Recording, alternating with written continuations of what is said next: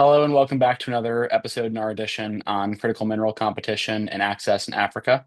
As we previously discussed in the series, critical minerals are immensely important for U.S. national security products and defense technology.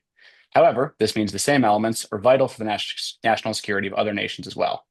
Naturally, this means the U.S. has a plethora of competition in securing these minerals.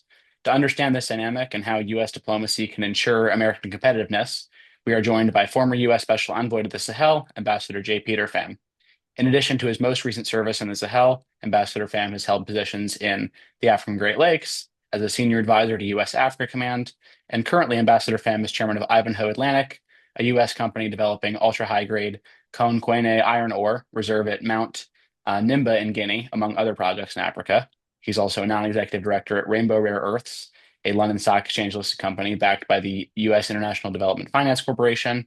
They are pioneering the first commercial recovery of magnet rare earths from phosphogypsum in South Africa to Uberaba in Brazil. As a diplomat, Ambassador Pham has worked on U.S. Africa partnerships. As a leader in the private sector, Ambassador Pham has experienced competition for critical minerals firsthand. Ambassador Pham, thank you for joining us. Pleasure to be with you, Colin. So, to get started, could you talk a little bit more? Obviously, we gave the bio, but could you talk a little bit more about your background and what your organization does in West Africa? Well, I come to public service out of academia. My work has been primarily focused on Africa and strategic issues since graduate school.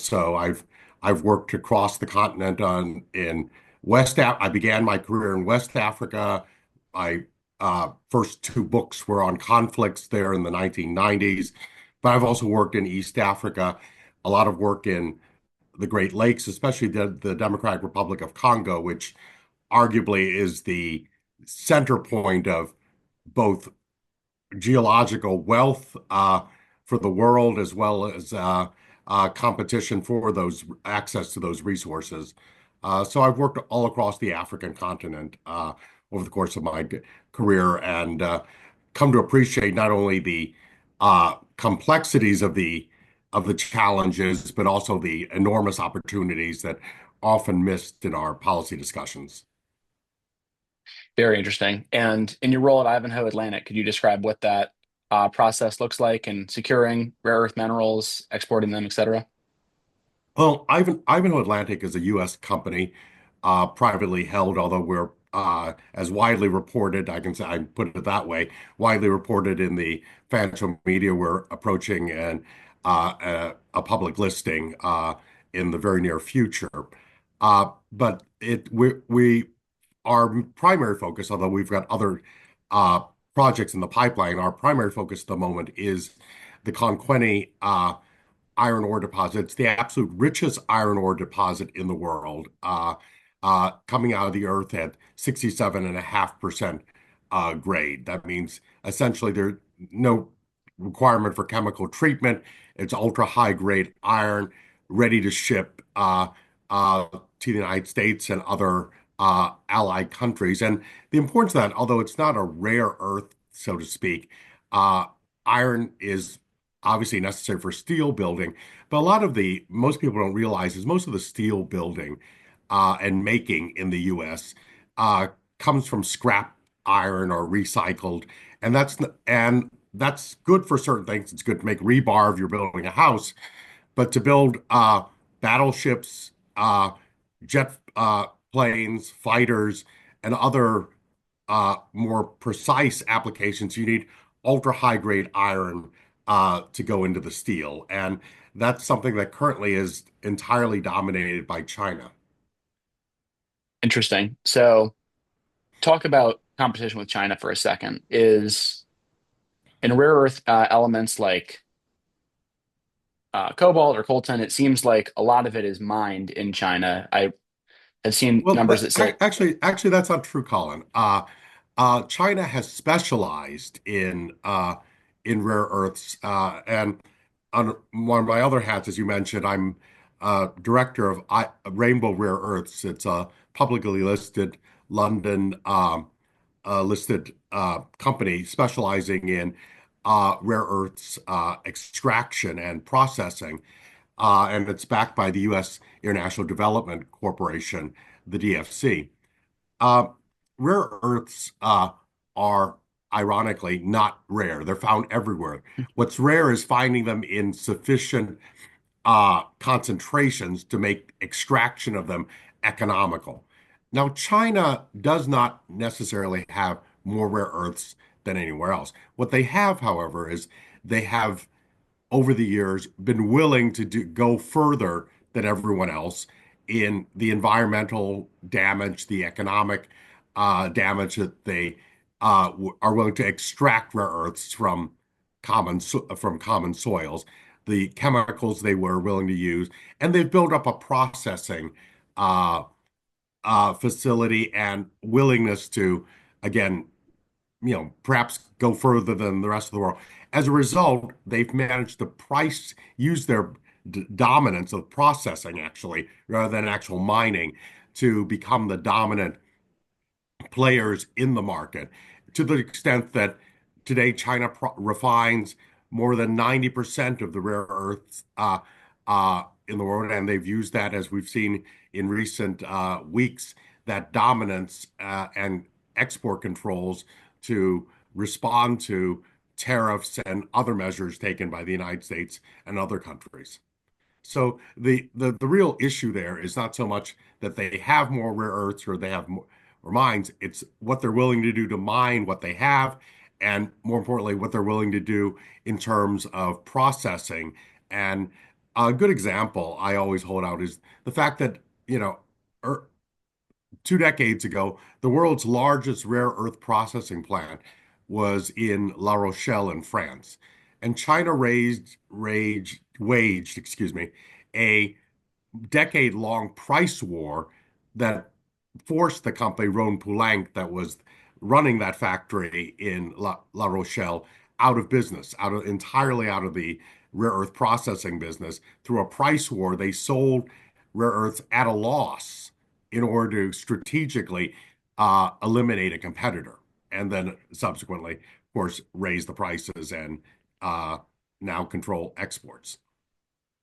Very interesting. And I think that is an important distinction. So, speaking about China for just a second, I think one of the main differences that it seems from the outside that uh, Chinese competition with the US is China has a lot of state-owned enterprises or state-supported enterprises that are able to work in a very number of industries. Do you think that because of the support they receive from their government, that those enterprises have a leg up or some kind of advantage over US businesses? I would say that they have several advantages that we have to acknowledge. And it's not saying that we should imitate their system, but we have to acknowledge the realities that they are able to distort the markets. First and foremost, it's in terms of financing. Uh, Ivanhoe Atlantic, the company I chair, Rainbow Rare Earths, the company whose board I sit on, and other companies in the US and Europe and other allied countries have to turn a profit. We're not charities, and our shareholders expect return on value. And if not, our shares reduce to nil value and we're out of business. Uh, Chinese companies supported by the state don't have that same calculus, so they can play for a longer term. They can sustain losses that would drive companies off the markets. So that's a fundamental difference, and we have to discuss ways of getting over that. But secondly, uh, they also have a strategic approaches. They're in it for the long haul, the long game, and they have a whole of government approach. And this is where I think we can do something to push back. You have not only government support of the industry, but you also have government support to build out the infrastructure that the industry needs to operate where it operates. You need diplomatic support to get entree to where the geological resources are to be found. And then the final part of this equation is also in terms of pricing. As I mentioned earlier with rare earths and that unfortunate factory in France that went out of business some years ago because of uh, a price war with China, we have to acknowledge, and I think, and I salute the current U.S. administration for acknowledging this in the deal that the Department of War made with MP resources in Nevada and California. Uh, uh, that because of the way the Chinese dominance of the markets are, you have to establish a price floor of some sort. Otherwise, they'll simply sell at a loss long enough to drive any competitor out of business. And uh, that has to be factored into a strategy to assure. Ultimately, this is about supply chains. Uh, it's very telling the evolution, even at the in the current administration. There was an office created early in the administration, the National Energy Dominance Council, and they quickly realized that in order to have the energy independence and dominance, you also needed minerals. And ultimately, that was a supply chain issue, and that's now been erected as a senior directorate within the National Security Council. Uh, and the title is on global supply chain. I think that's really how to look at this as a global supply chain issue rather than simply a extraction and processing issue. Very interesting. So, thinking something about your diplomatic experience, how would you say U.S. diplomats, whether it's in embassy or back in Washington, work to support U.S. commerce in across supply chains or within countries? Well, I think very importantly, one of the most important things is we have to embrace across not just the State Department of State, but across the whole of government, a commercial mindset in our international relations, in our diplomatic efforts. And the State Department led the way earlier this year under then senior bureau official for the Bureau of African Affairs, Ambassador Troy Fitrell, in the elaboration of a commercial strategy for commercial diplomacy in Africa.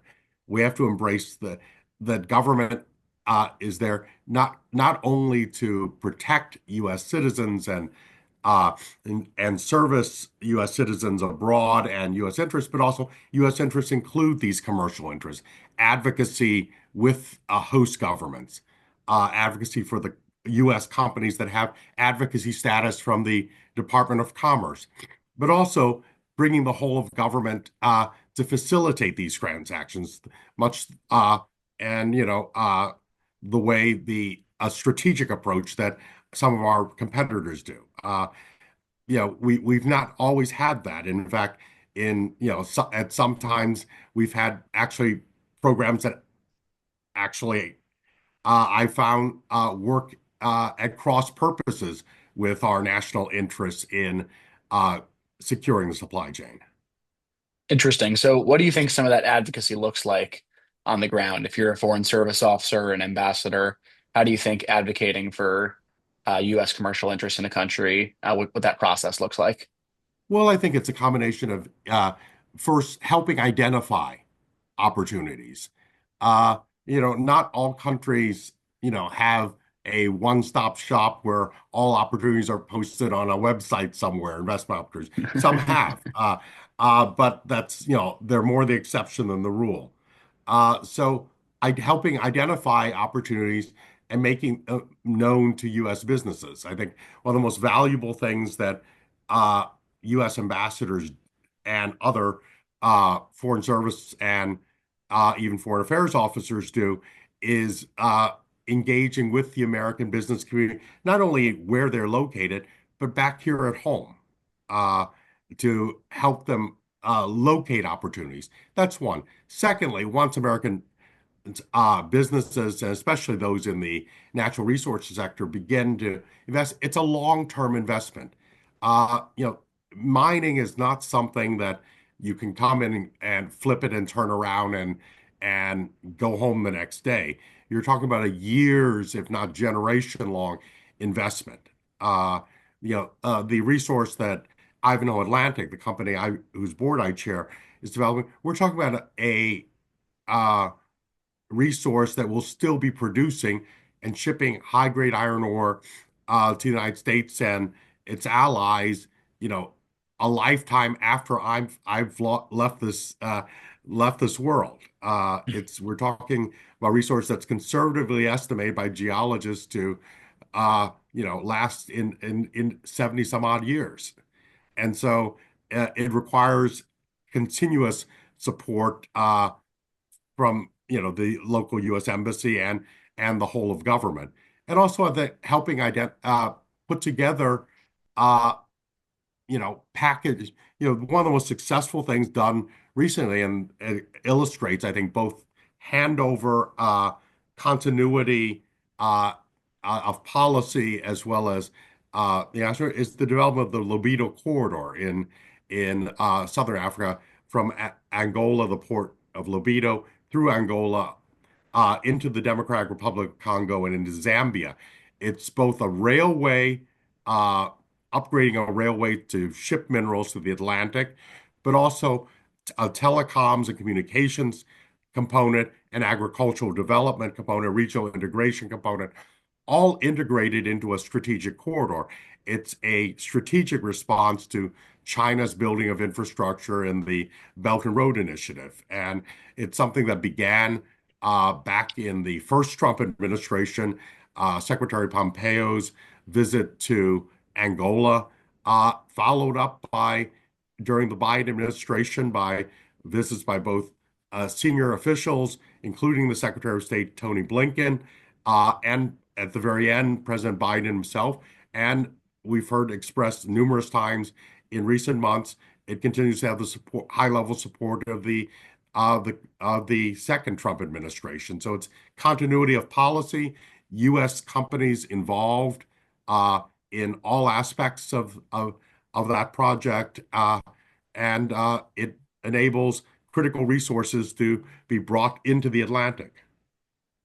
It's interesting that you bring up the Belt and Road Initiative because I was going to get to this in a second, but I'll ask it now. Do you think that programs such as that, or the some would say larger amount of investment in commercial diplomacy made by China, gives them an advantage? And how do you think the U.S. can respond to that? Well, I think we have to be strategic about it. For one, China has invested a great deal in infrastructure, but interestingly, that's beginning to taper off. If we look just at the continent of Africa and focus on that, uh, China direct foreign investment by China into Africa and funding available for loans and other credits is today, even in nominal terms, that's uh, not adjusted for inflation, even in nominal terms, is half of what it was a decade ago. So their own economic challenges at home have limited the resources they have, so they can't throw money willy-nilly uh, around. They're increasingly having to rationalize and make choices. Uh, and I think we have to be strategic as well. We're not going to ever throw public monies away in that same fashion, but we have to be strategic. The Lobito corridor certainly is an example of a modest investment that pays larger dividends in the long term.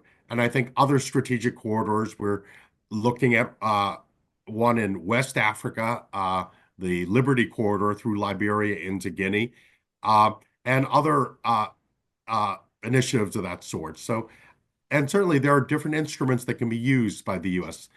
Uh, Financing through the EXIM, the Export-Import Bank, the DFC we've mentioned already, infrastructure through the Millennium Challenge Corporation. So there are various government aspects, but the key thing is government. Our system is different from China. We shouldn't necessarily imitate them. Ours is driven by the private sector, but government has a role in catalyzing the private sector. Absolutely. So we've shifting gears. We've talked quite a bit about competition with China.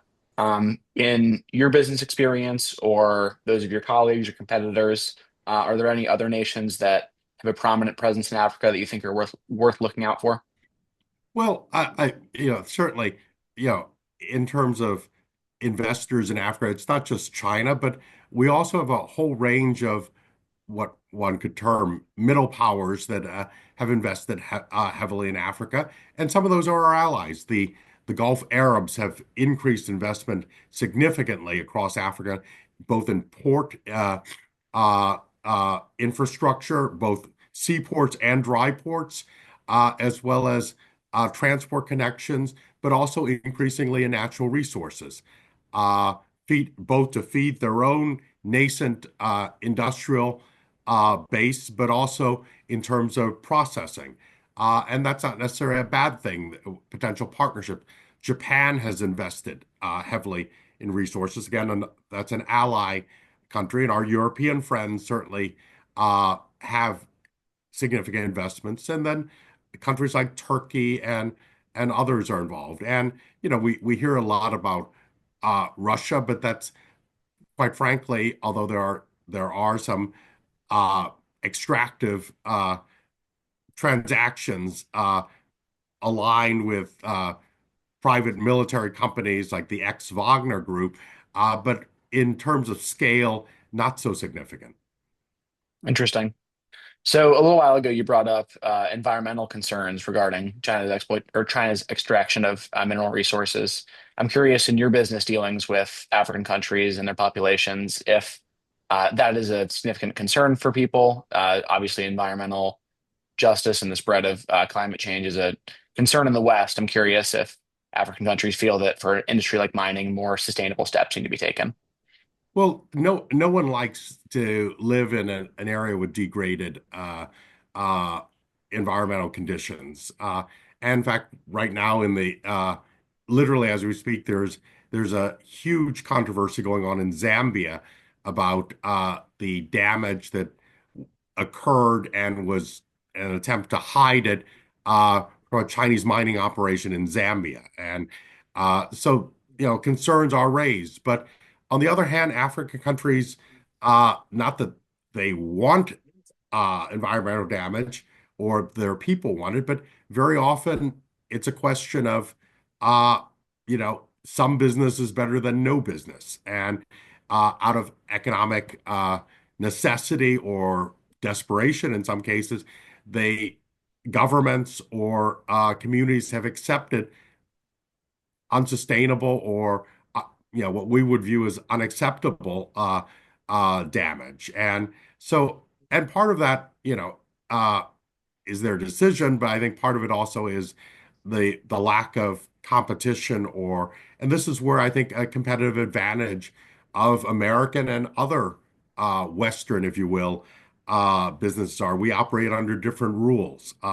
We're beholden to our shareholders who certainly don't would mine, unlike the Chinese state or right, about bad publicity.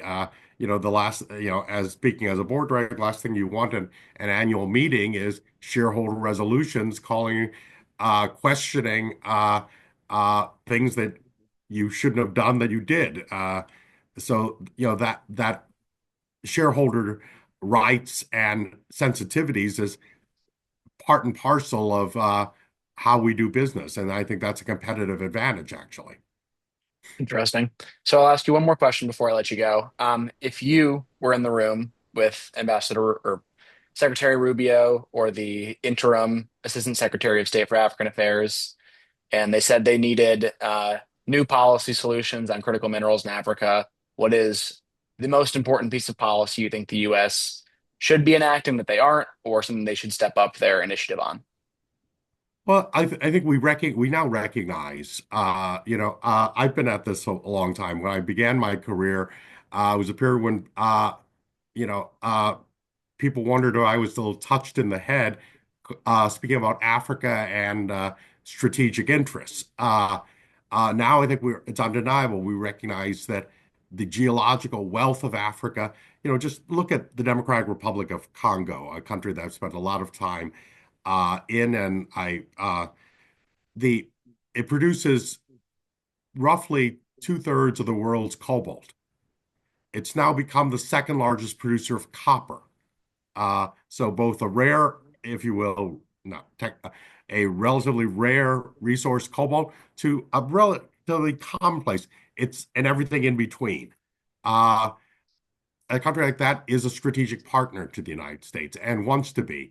and we need to develop those and we need to pay attention. And I would applaud the current administration for both paying attention to the country, treating it strategically, and trying to develop those relationships across the continent. So I think, Ambassador Fitrell did a signal service to uh, American diplomacy and diplomacy in Africa in particular with the commercial diplomacy strategy. And now we need to go out and implement it and do so with a whole, not just the government, but because of the way our markets are, a whole of society approach.